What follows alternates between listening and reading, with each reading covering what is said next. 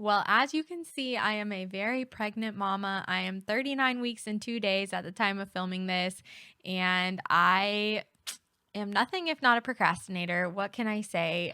This is my third pregnancy. I'm Katie, by the way. Welcome back, or welcome to my channel if it's your first time here. I am excited to be doing this video. Somehow, maybe this is my last burst of energy before going into labor or something, because I somehow went grocery shopping today. Well, I was with the kids all day, obviously, stay-at-home mom of my two little girls, ages 3 and 6. We are a homeschool family. So went home with them all day, did a bit of cleaning, did a bit of grocery shopping tonight after making dinner, after taking the girls to dance. Wow, it's all coming back to me. And now I somehow have mustered up the energy to make this video. So who knows what the next few days hold other than God himself, and thankfully his ways are better than ours. So I'm trying to rest in that and have patience and just trust. But obviously, if you have made it past 39 weeks pregnant before, you know how I feel, which is very large, very uncomfy, and very ready to meet my precious baby boy. So yes, we are having a boy after 2 girls, and super excited for that. So I asked you guys on Instagram, which if you don't follow me, I'll put the link below. Go check it out. Let's hang out. There's soon going to be all sorts of cute newborn baby content, so why would you want to miss out on that? But I asked you guys which YouTube video. I had a couple ideas. Of course, I had the best laid plans of documenting this pregnancy via YouTube videos. And yeah, that doesn't happen when you're a homeschool mom of 2 toddlers pregnant with your third child. You're just, I don't know. There's certainly people out there who do that, and props. Shout out to you all, because I don't understand. But I digress. So I asked you guys which videos you wanted, and this was the top one: third pregnancy recap. So I never made my first, second, and third trimester recaps. So let's just do the whole pregnancy in one shebang. This video is probably going to be lengthy. So go grab your laundry to fold, put your headphones in while you're waiting for your kids at dance class, or whatever you have to do. I'm going to kind of combine two of the video ideas that I, proposed to you guys. One of the other ones that had some interest was a quote unquote crunchy mama pregnancy. So I'm just going to put those two together in this video. I'm going to recap the pregnancy, and I'm going to highlight throughout all of the more quote unquote crunchy things, more holistic, more naturally minded things that I did this pregnancy versus my last two. So I will be getting out of breath, if you can't already tell. I'm already out of breath. So just bear with me. But you can go back on my channel and see the videos I have from my first and second pregnancies. I've got a variety of different content from each of those 2 pregnancies, so you can go and check those out if you're interested in hearing more about those. But I'm just going to try and stay focused on the things that I did during this pregnancy and give you guys all a little insight into the last 9 months. So then I'm going to save for the very end. I'm going to share the things that I have done recently, but also throughout the pregnancy, kind of to prepare for labor and delivery. So I don't know exactly when I started or when I did various different things. So I'm just going to save that category for the end. So I'll try to put the chapters or break up the video, however YouTube does that, so that you can kind of click through and see what you want to listen to, what you want to hear about. But hopefully you just want to hear it all and you'll stick around for the whole thing. So let's just dive right in. So let's start at the very beginning. Deciding that we wanted to have a third child, my husband and I. Actually, he and I have a podcast. If you're not familiar with that, it's called We're Not the Same, which is also, all of those videos are listed on this channel as well. So you can go look for our baby number 3 announcement on the podcast, where we talk really in depth on our decision-making process of how we got to the point of wanting a third child. Because if you know us, then you know not too long ago we were fully complete with 2 and didn't really feel like we were going to have any more kids. So I won't dive too deep into that, but essentially, as we have both grown in our faith over the last few years, which we talk greatly about on many, many of our podcast episodes, if you want to hear about that journey, but we just both felt the Lord calling us to grow our family, and we felt that children are a blessing from the Lord, and we wanted to align our actions with what we say our beliefs are. And so we did not want to be living in fear of having more children. We did not want to be scared of getting pregnant and having another baby added to our family, because it's certainly a lot to add another person into your family. But you can choose to focus on the hard aspects, or you can choose to focus on all of the positives and just blessings and joy that your children bring to your life and to your family. And so we decided to lean into that. And in June of last summer, we decided to go for it, and right away pregnant. So that was like, my head felt like it was spinning around, because it was just such a fast transition from we're good to we're pregnant. But it was intentional. It was not a accidental pregnancy. It was not a whoopsie or accident. It was very much planned and wanted, and just a blessing from the Lord that He gifted us just so quickly with another little baby for our family.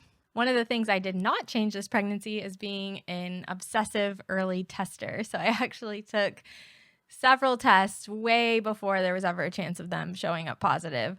But finally it was 11 days post-ovulation, 11 DPO, that I got the positive test. So that was pretty early, which definitely makes the pregnancy feel super long.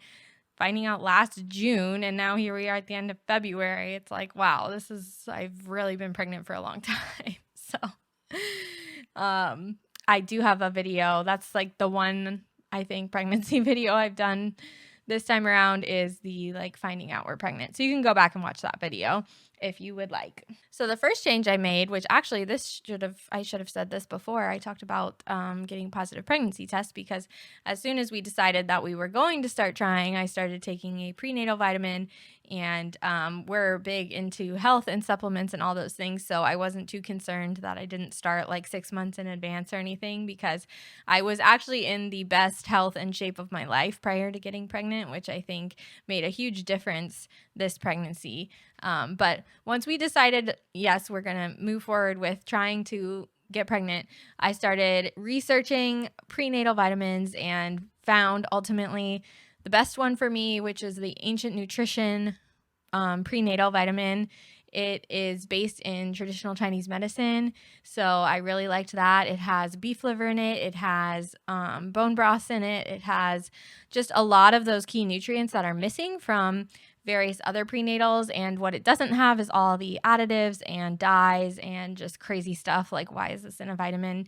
I looked back at the prenatals, which were just prescription from my OB for my last 2 pregnancies, and horrified. I mean, they both had blue dye in them, bunch of other additives, all synthetic forms of the nutrients, and just, praise the Lord that both my girls are healthy and did well despite that. But, I'm just excited to see this little guy and see, what he's like with just my focus on nutrition this pregnancy and my knowledge of ingredients and focus on minerals, nutrients, all those things.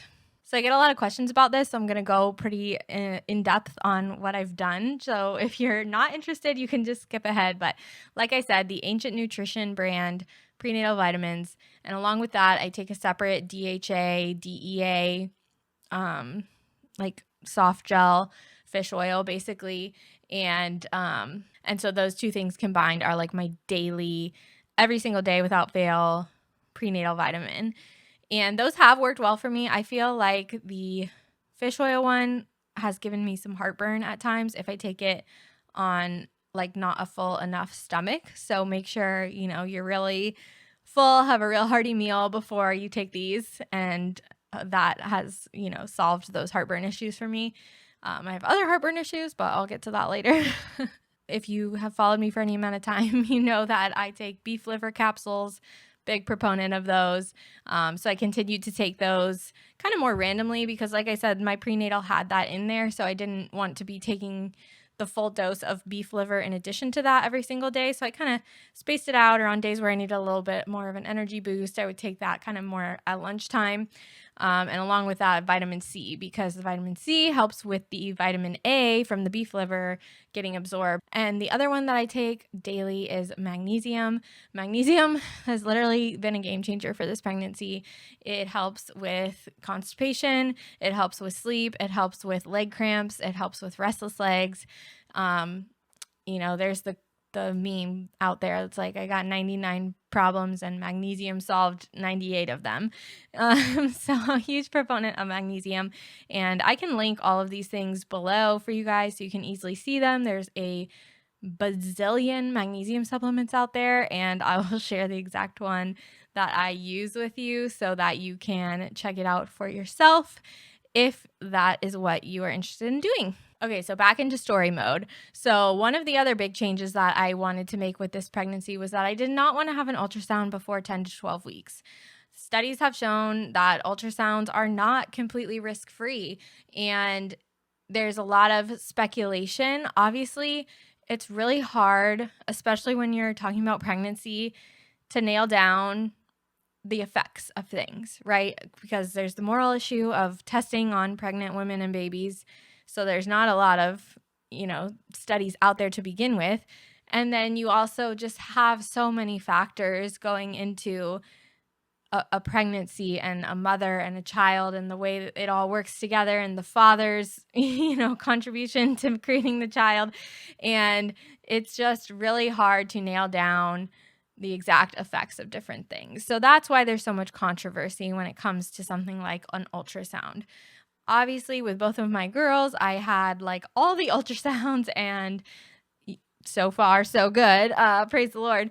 But with this pregnancy, knowing what I know, I just couldn't, I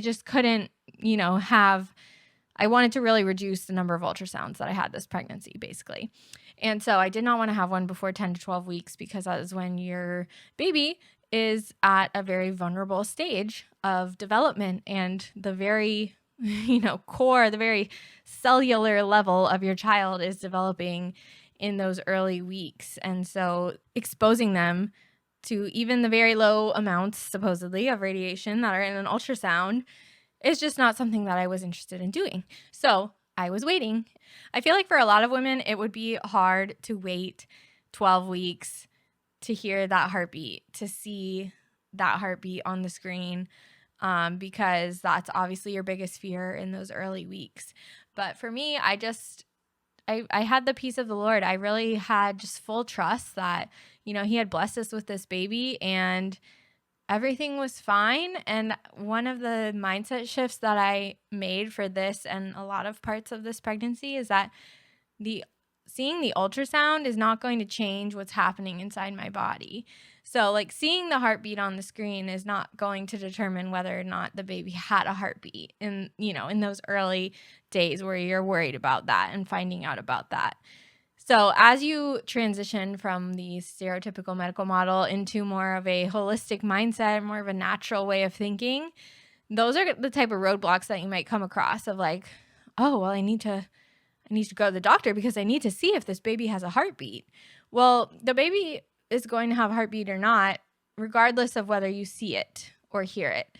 And so waiting until 12 weeks, in most cases, certainly there's miscarriages and things like that, but in most cases, if you were to miscarry, there would be physical signs and symptoms that you would know, and at that point you would go in and investigate. But if everything is going along fine and you're, having symptoms or starting to have symptoms of pregnancy and all that, there's really no need to rush into finding confirmation from a doctor when everything's going just fine. In that time of the first 10 weeks, I was looking and researching and searching for a provider because I did not want to go back to my OB that I had used for my last 2 pregnancies. I did not want to be in that traditional medical model. I did know that I wanted to deliver at a hospital. So that was what was difficult. It's really easy to find an amazing midwife who will do a home birth. It's not as easy to find one who will deliver in a hospital. It's also not easy to find a holistic or naturally minded OB, because I also tried that route, and not saying they don't exist. It's just, it's harder to find because people don't always just like list that out on their website. Like you may come across an OB who's accepting or has more of a naturally minded feel, but like just finding them out of thin air is difficult. So what happened was we got to 10 weeks and I hadn't found anybody. So I ended up going back to my OB that I have always gone to. So I went to that appointment and just something was not right. Like within my spirit, I just knew that like, this is not what I want. This is not, what am I doing here? Like, this is exactly what I didn't want. And I was like forcing myself to be accepting and to say like, it's going to be okay. You know, we're going to do this despite who your provider is, yada, yada, yada. But I went to that and just, even within those first conversations, you know, this is a woman that I've been seeing since I was like 18 years old or so. And just the acceptance is just not there. The second that you start talking back to them, and obviously not in a rude or demeaning way, not in any way other than just sharing my personal preference for my body, my pregnancy, my child, sharing what I'm looking for from her as, frankly, my employee, because I'm paying for her services, there just is such a disconnect. Like they are just flabbergasted when you have a mind of your own and you go into a traditional doctor's office. So that was really disheartening because I had certain wishes and desires with my previous pregnancies. I think the difference was that just my discernment and what I was feeling and my knowledge this time around is so much more than what it was in the past. So in the past, I think, you know, I just kind of went with whatever. There was more I was willing to go along with, whereas this time there's very little that I'm willing to go along with. So there was just, we were meshing from day one. And so I left that appointment. Upon leaving that appointment, they wanted me to schedule 2 ultrasounds within 2 weeks of each other and schedule the different testing and all this stuff that I did not want to do.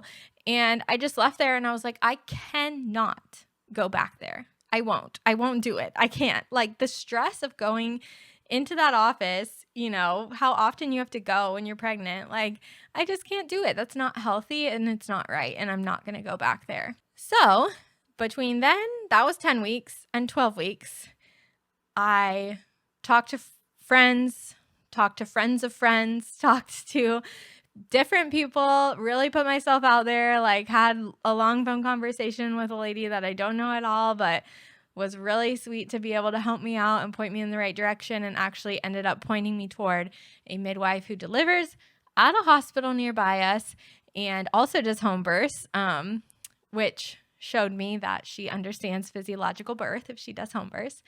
And so I reached out to her and she was ready to schedule an appointment right then and there. So 12 weeks, I had my first appointment with our midwife, and it was just like all just fell into place. Like I had obviously a lot of questions. My husband and I sat down and essentially interviewed her to make sure that, you know, she was going to be accepting of our wishes and she was going to understand, not just be accepting, but understand and like agree with us. And, you know, we felt like everything was fleshed out. And so that is who we decided to go with as our provider. And the best part is that she does all her care in home. So every appointment, she has come to our home and she has everything, you know, that you need, including an ultrasound machine and everything else. So it has just been such a blessing to have that sort of care, especially with having 2 kids,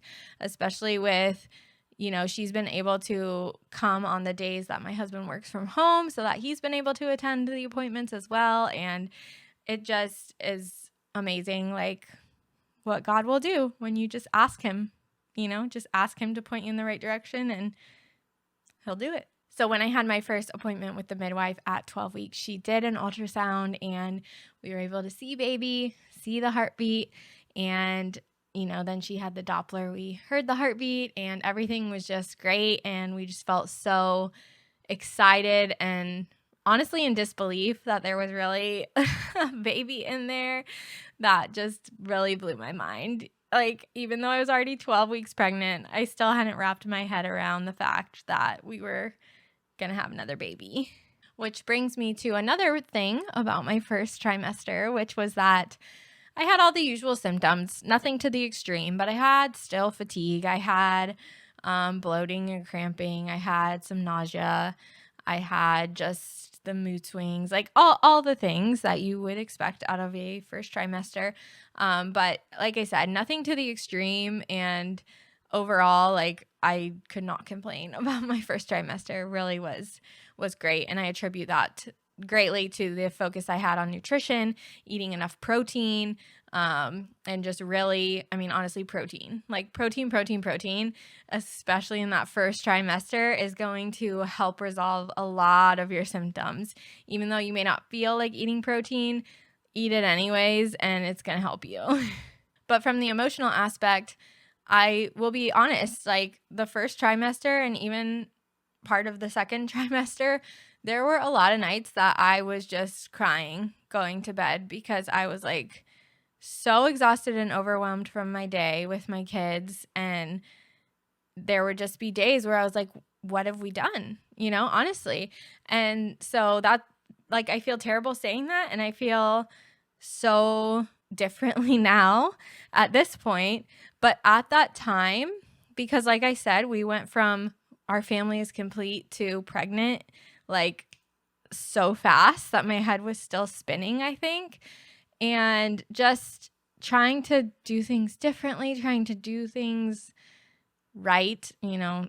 Saying right is probably going to get me in trouble, but in my mind, trying to do things the right way and learning and finding new providers and just all the things were really weighing down on me in the first like half of this pregnancy. And I just want to be honest about that because I think on social media, everything is always butterflies and sunshine and roses. And that's just not life. Like if you lay your head down on your pillow at night and tears come, that's okay. And like, I'm so thankful for my husband who is always there for me and always understanding. And he never was like, what are you talking about? We wanted this, like, da-da-da. He never did that. He always was just totally understanding. And, he probably had some of those similar feelings after a difficult day with kids. Like, the thought of adding another one is just, like, a lot to handle. So I just wanted to share that piece of our journey because it does get better. Obviously the hormones and everything play into it too, but like allow yourself to feel how you feel. It's okay, and if you're finding that you can't get over those feelings, that's when maybe you need to seek out some counsel or advice from maybe an outside source. But for me, I knew I also had the happy emotions there too. It was just that at times I would just get kind of scared, honestly, like how am I going to do this? Like how I can barely surviving with 2. How am I going to have 3? And I still have those questions someday. I just have so much excitement and joy around this baby that I can't feel any sadness. Like we still have really hard days. We still have days where, honestly, it's like, okay, you're going to do all that with a newborn, but we're going to figure it out and we're going to adjust and we're going to make it some way. So the second trimester, I had like the very typical kind of regaining of some energy. I started to feel movement around 16 weeks, which I think was pretty comparable to my first 2 pregnancies, which that's always a relief and a joy. Like one of the things I was really looking forward to with pregnancy was feeling kicks again, because for, I mean, literally years after my last baby, I had the phantom kicks where you like feel baby kicks, which is so wild to me. So I really just was so excited to feel the real thing again. And this boy has not disappointed. He has given me more than enough opportunities to feel a lot of movement, which has been frustrating at times, but I just try to remind myself, like, this is what you wanted. This is something that you were excited about. And it's just a great sign that he's doing really well in there. Then we did wait until 20 weeks for finding out the gender, which I'm really glad we did because those 20 weeks flew by so fast. Like, I hadn't even gone to the doctor by 10 weeks. So finding out the gender at that point would have just been like kind of anticlimactic, honestly. So I was really glad that we waited for 20 weeks. I will say with my midwife, she had me go to a different provider for my anatomy scan, just because her portable ultrasound machine isn't like the clearest, like tip top, highest level of ultrasound machine. So I went to, actually it ended up being the same place I had my anatomy scan with Georgia at. And so we went there and, again, just being in that medical model, it's just it doesn't sit well with me. I do not get along with the providers. But needless to say, everything checked out really well. And we had them just write down the gender for us, which was great. And we were able to do the confetti cannons. So I have the video of that up on my Instagram if you want to go check that out. But sometimes I just scroll back and watch that video because that was such an exciting moment. That was another thing that on this journey we both felt that we were going to have a boy, and so it was kind of like just confirmation of that for me, but still extremely exciting to see that yes, it's really true. We're having our first boy, a son. I still cannot wrap my brain around that. I think like until I see him in the flesh, it's not gonna sink in fully. So something I didn't really share very much of via Instagram or anything like that was that in October, so that near the end of my second trimester, I hurt my ankle and my foot quite badly.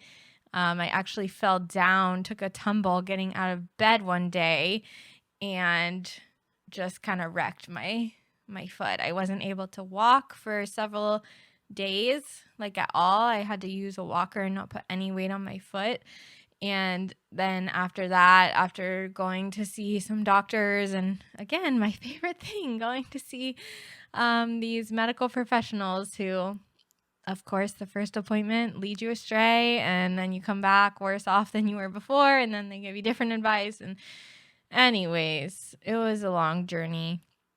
And I would say I'm 95% healed at this point. Now, let's see, November, December.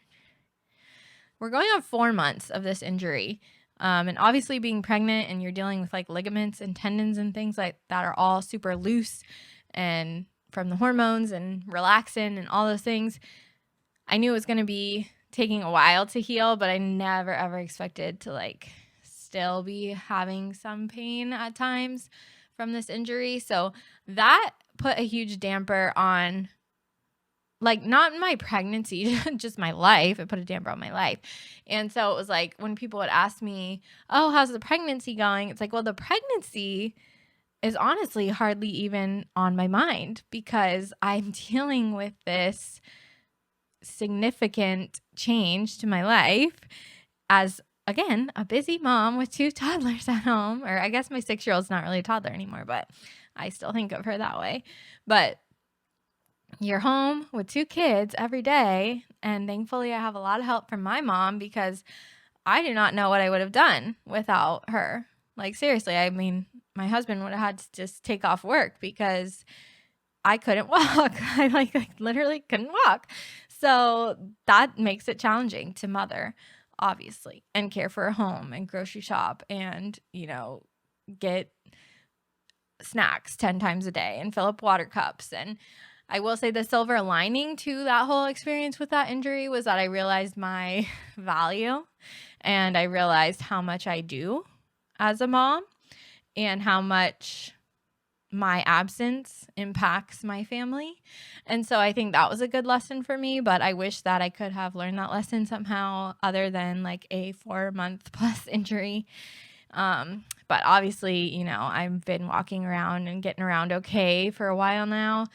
And, I'm thankful for the healing that I have had. And I believe for full healing once I'm no longer pregnant and my hormones are able to return back to normal and I'm not dealing with, your body's preparing to deliver a baby. So everything gets all nice and loose and that's not just happening. It's not just isolated to your pelvis. It's throughout your whole body. So yeah, I really did not share a lot about that struggle. Not because I didn't want to be transparent or like tell people, but I just didn't want to complain. Like I didn't want to be a Debbie Downer. I didn't want to just be doom and gloom all the time. And so it's not that I was trying to hide it or anything. It just, because I think I did mention it a couple of times, but I just needed to deal with it and get through it. And I did. And here we are. Now we're, basically on the other side of it. So grateful for that. So that brings us to the 3rd trimester, which came up so dang quick. Like this pregnancy, it really flew by. Every week just flew. I mean, life is busy and the days sometimes feel long, but they overall are short. So this pregnancy really flew by, and I attribute a lot of that to like the middle of my pregnancy being right around the holidays. So obviously like have Halloween, Thanksgiving, Christmas. We've got a lot of family birthdays. We've got our anniversary in there. So there's just a ton going on. And I think having to, prepare for each of those things as a mom, that's what we do, right? We have a lot of to-dos around the holidays and our kids' birthdays and stuff like that. So that was a distraction in a sense, for lack of a better word. It was a distraction, and it just like every week just flew by, and I just prayed this whole pregnancy, like, please do not let this baby come early, because I wasn't going to have time to like prepare for baby until after the holidays, until like mid-January. And so I was just like, please stay in because I just have so much to do. And so thankfully he did. And now I'm like, okay, get out. But, I need to remember that I asked for him to not come early, and technically he would still be early if he came. So got to keep waiting. But once I got into my 3rd trimester, we got past the holidays. Everything, just continued to be overall good with this pregnancy. I started to kind of feel more, started to feel that tiredness again. My worst pregnancy symptom this whole pregnancy has been the heartburn. I did not really have heartburn with my last 2, and this one has just been awful. Like every night and sometimes even during the day, just the heartburn is so intense and painful. I've been taking papaya enzymes to help with that versus like Tums or something that you don't want to be putting in your body ever, let alone during pregnancy. So if you're experiencing bad heartburn as well, look into the papaya enzymes. They're not a miracle worker, but they do help a little bit.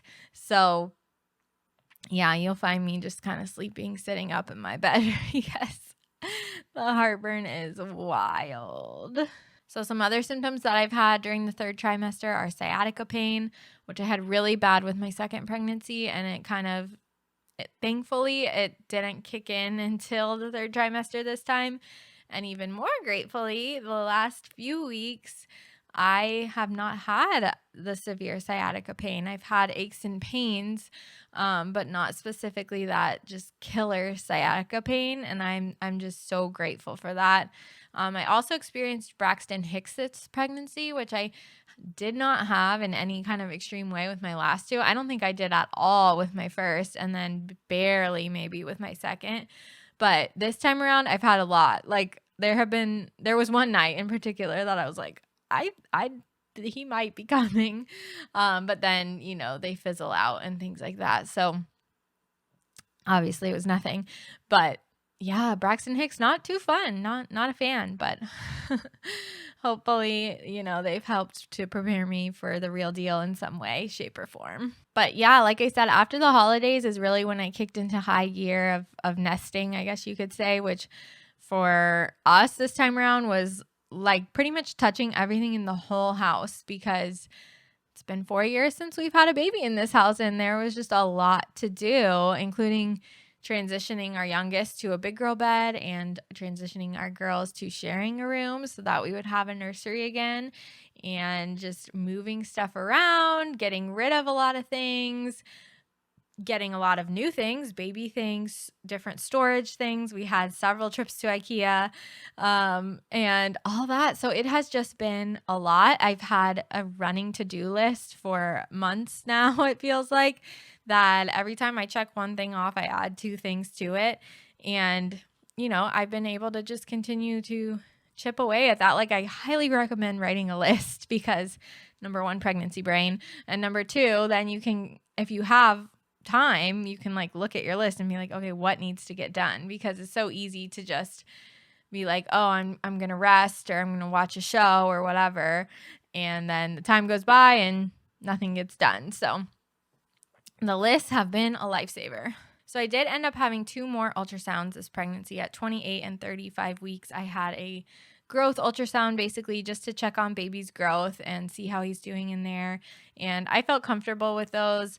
Like I said, my midwife uses a like portable ultrasound machine.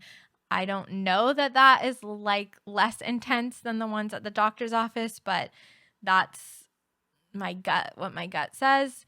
And also it's like so quick, so that versus at the doctor's, sometimes they take a longer time or different things. But just wanted to share that I did end up having a total of 4 ultrasounds this pregnancy, and that's still a vast reduction from how many I feel like I had with my first 2, but more than I initially thought that I would have. But like I said, I was okay with it.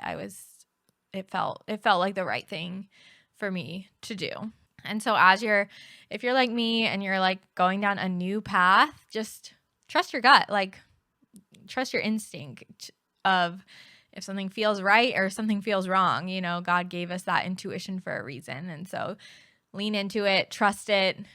The only regrets I have in life are the times where I didn't lean into my gut and my intuition, and things didn't turn out well. So trust yourself, trust your instincts. You got this, mama. So now, like I said at the beginning, I'm 39 weeks and 2 days and still honestly just checking things off the list. At this point, we're totally ready. The hospital bag is packed, which depending on when he's born, I may do a video on that as well. I would like to, but we'll see. No promises. But we did pack the hospital bags. We have the bassinet set up in our room, you really don't need much, honestly, for baby. We got some diapers, got some wipes, we got some, some clothes, all the things. And so we're totally ready for him, but there are just, honestly things that need to be done, whether we're having a baby or not, on my list. And just the general upkeep of trying to maintain a clean house, cooking meals for my family, staying on top of laundry and dishes and vacuuming the floor, and just all the typical things. Like, those don't just pause because you're preparing for a baby. So staying on top of that has been a priority because I know that he could come at any time, and I don't want to, I don't want him to be born and then I'm like, oh, I'm 2 weeks behind on laundry, or, that obviously would not be fun. After he's born, obviously we will announce his name, but we are keeping that close until that time. So that's why I have not referred to him by name, but we do have his name picked out, and I am super excited to share it with you. So that's all I can really think of in terms of pregnancy recap. If you guys have any questions, obviously comment down below or contact me through Instagram. If you're a person that chats with me. You know, I love to chat. I'm an open book. So yeah, happy to answer any questions at all. So just let me know if there's anything I left out that you wanted to hear about. So I'll wrap up the video, like I said, with sharing what I've been doing throughout this pregnancy to prepare for labor and delivery. I am hoping for an unmedicated, intervention-free birth, which has been my hope with both of my last 2 pregnancies as well. And they did not, ultimately go according to that plan. They went according to a different plan, which is what it is. And as I mentioned before too, I was naturally minded in both of those pregnancies as well, but it's a whole nother level now. I'm at a whole nother level. My mindset is so different, and just a totally different level this time. So I'm optimistic and hopeful and actually kind of excited to give birth. Like, I'm just so excited to meet this baby and just excited to experience the real deal, because I've never gone into labor naturally before. That's the other thing, which you can go back and watch both my other birth stories to hear all that. I won't get into it now, but I've never naturally gone into labor. So I'm kind of excited to see what that's like too. Don't ask me about my excitement level once the contractions really hit, but right now I'm excited. So the first thing I did was reading the most amazing book that literally every woman who is thinking of ever having children should read. I will definitely be having my daughters read this book someday before they have children. It should be required reading. I don't know why it's not. And that is Ina May's Guide to Childbirth. If you haven't read that book and you plan to have more kids in the future, or kids, you literally have to read it. I'm telling you right now, you have to do it.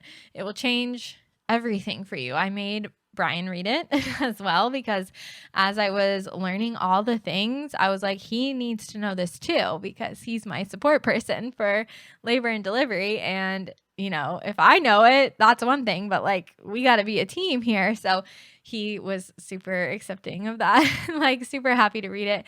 And also, just learned so much. And it really was a big player in not changing my mindset, because my mindset was already changed, but just giving me the background knowledge to support all of the decisions that I already knew I wanted to make. Then I also found Christian hypnobirthing. So you might have heard of hypnobirthing before, but this is a woman who created this course and created these hypnobirthing tracks that are based in Christian values, based in scripture. And so it's just all of the benefits of hypnobirthing, but backed by the spiritual side, faith-based side, which I love, because I don't want to do any woo-woo weirdness stuff. I want to be based in truth and, listening to the tracks. Some of the tracks just are her reading scripture, and some of them are just, encouragement and all of those things, and trust in the Lord, and God created your body to do this, and that sort of thing. So I have a coupon code for that course. If you are interested, I'll put that below, but I highly recommend that course. I mean, a lot of it is the same information that's in Ina May's Guide to Childbirth, which is not faith-based. So if you want to tie everything together with the physical, scientific knowledge and the faith-based side, those two together are awesome. And the other account I started following on Instagram is called Pain Free Birth, which shares a lot of right there birth videos. You're going to see a lot of nudity. You're going to see a lot of babies coming right out. But honestly, I know from the world's view, we want to be sheltered from that, or we don't want people to see that, or it's a lot, a lot of bodies there, but that's nature. We watch National Geographic, we watch animals give birth, but we never see our fellow humans doing it. And it's so important, I think, now knowing what I know, we need to see that, because it helps us to visualize what our body is capable of doing.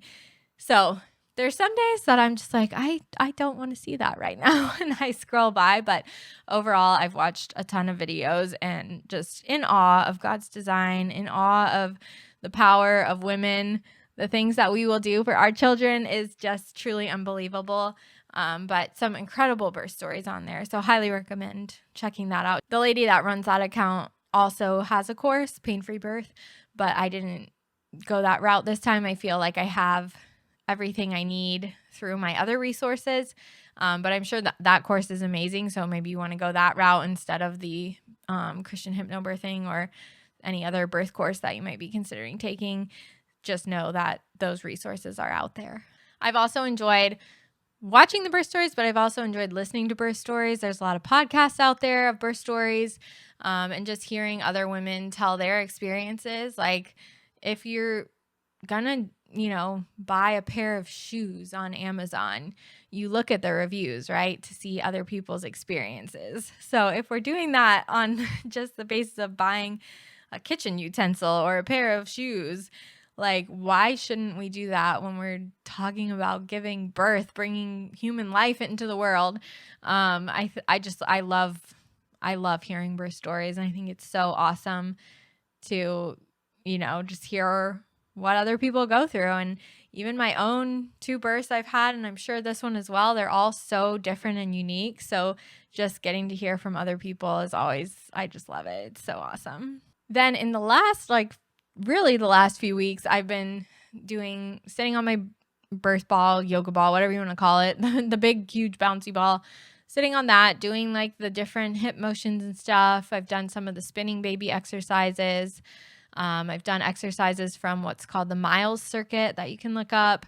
I try to squat. I try to stretch. I try to walk and be active and stay hydrated, continue to nourish my body with good foods. I will say as the pregnancy has gone on, I've gotten more lax with my eating, and I've kind of given into my fast food cravings. So my nutrition on par, on point at the beginning.